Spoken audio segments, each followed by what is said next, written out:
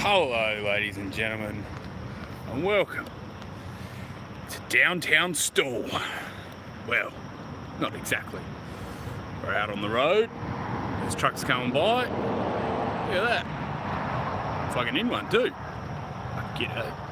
For those of you who know me, I drive interstate trucks a few days a week to pay the bills and keep myself sane. So, we're coming to you from the beautiful Grampians. Well, kind of. Sort of a rest stop with other trucks. Not exactly glamorous. Anyhow, today I was driving along and, whoop, wrong way, reading a few comments. Well, not driving and reading a few comments, but when I had pulled over, I was reading a few comments in one of my rest breaks and noticed that people are still very curious and have a lot of questions about keto diets, how keto works, and you know, what a keto diet is, what it isn't, and whatnot. And then obviously going into depth, you know, you've got 1,000 people telling them what they all do and how they think keto diets work best and all this sort of stuff. So I used to do keto quite a bit. Going back probably last summer was when I used to do it the most. I don't do it these days too much because I find that it's a bit harder to do and maintain size. So trying to keep your glycogen stores full when you're on keto is a little bit harder than when you're not.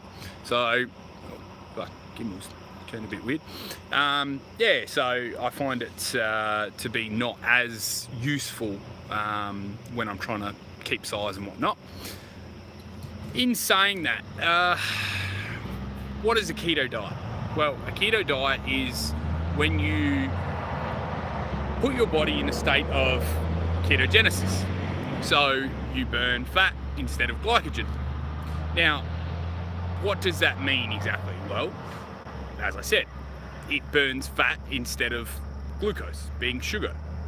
Now, if you're burning fat, then when you actually get your body into a state of ketosis, then consuming any sort of carbohydrate or any sort of sugar can very easily knock your body out of ketosis. So there's an issue there that obviously being one of the biggest mistakes that I see people make is when they run keto diets, they tend to either consume too much protein or still consume too much carbohydrates or not enough fat. So, well, what do you do? It depends on how in-depth you want to get with keto. So, you know, at what state of ketosis do you want your keto diet to be? That's where it sort of comes down to the individual and the practicality and everything else. Obviously, you know, for myself, living on the road a few days a week, a keto diet is a lot easier if I'm prepared. But if I'm not prepared, it's very difficult because trying to consume high amounts of fats and, oh shit, just started raining. Oh well, better speed this up. Consuming a high amount of fats, low amount of carbohydrates, and a lowish amount of protein is pretty hard. So, all in all, a keto diet is putting your body in a state of ketosis where it runs off fats, not glycogen. Now, people think that they can chop and change and do all that sort of stuff. You can, but it takes a while for your body to get back into ketosis, you know, sometimes 2 days. It just depends on what you're eating, what you're doing, and, you know, multiple other things. Intermittent fasting is obviously the best way to get your body in ketosis, but then you have to know what you're doing in terms of, you know, what your ketone level is for your blood. So, I mean, if you go down the route like I did for a while and play around with blood strips and stuff like that, and, you know, really find out what sort of level of ketosis you're in, then, you know, that works, but most people aren't going to do that. So all the experimenting that I did, the biggest thing that I found to work was a low level of ketosis where I was still consuming some carbohydrates, some protein, and a decent amount of fats. Now, my fats weren't as high as they should have been because my body has issues with breaking down coconut oils and whatnot.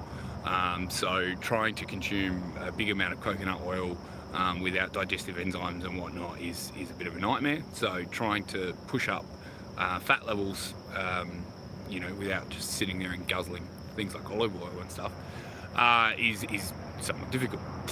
Anyway, so probably the biggest mistakes that I see people make is MCT oil would be one of the biggest mistakes that people make. They tend to get confused with what MCT oil does and how it actually works efficiently.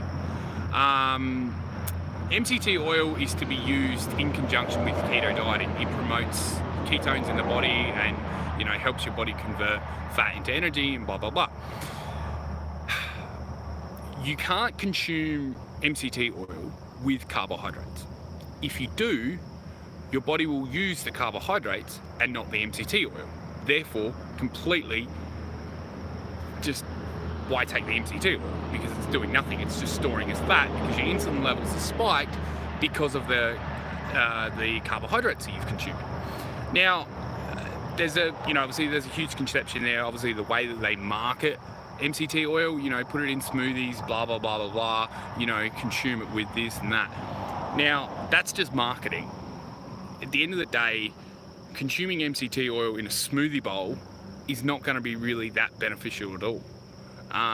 Okay, yes, you may get some sort of good benefits from the actual fats themselves, but if you're taking MCT oil for the sake of trying to get an energy boost from it, then you need to be taking it in a state of ketosis where you're only running fats. So that would be the biggest mistake that I see a lot. The next biggest mistake I would see would be people running their protein levels too high.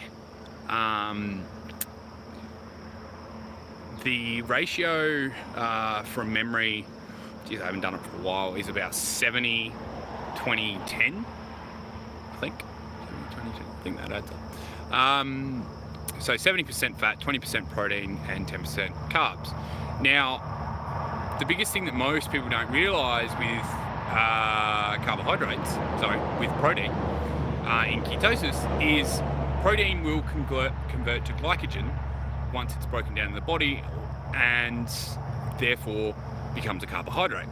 Carbohydrates can't do that. Carbohydrates can't convert to a protein powder. It's not how they work, unfortunately.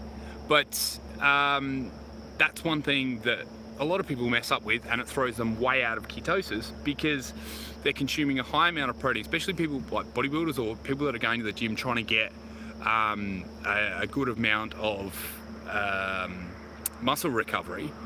Is they're consuming high amounts of protein, high amounts of fat and low carb, and it's not really effective, but they think it's ketosis, where it's not. It's sort of more down the state of paleo dieting. Paleo dieting is obviously, depending on how you're doing it, but it's more of your raw foods, your natural carbohydrates and your higher fats from things like nuts, coconut oil, olive oil, etc., and your higher proteins. Now, I find that style works better for me because I can still retain glycogen. I can still go into the gym and get a decent pump.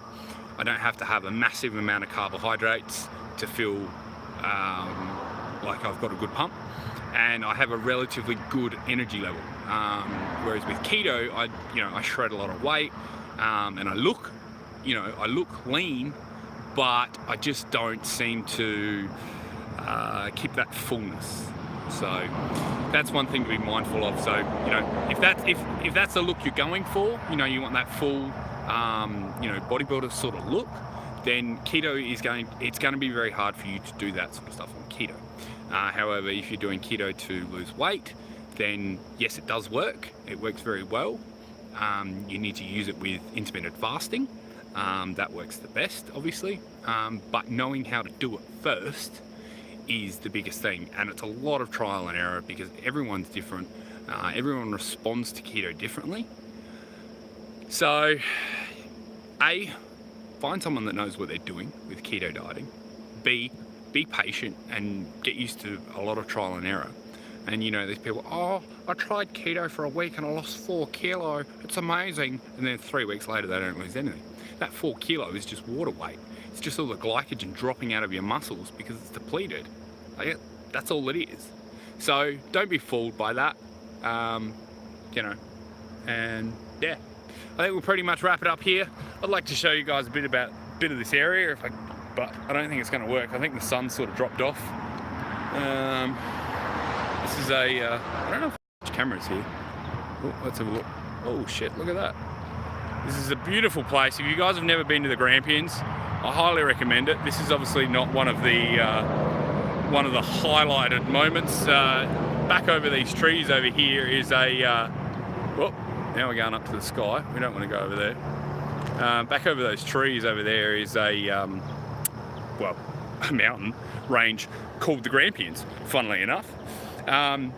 Great place to come and visit in summertime. Just be careful of snakes and bushfires, obviously. But I mean, aside from the locals that can't drive, it's a really nice place.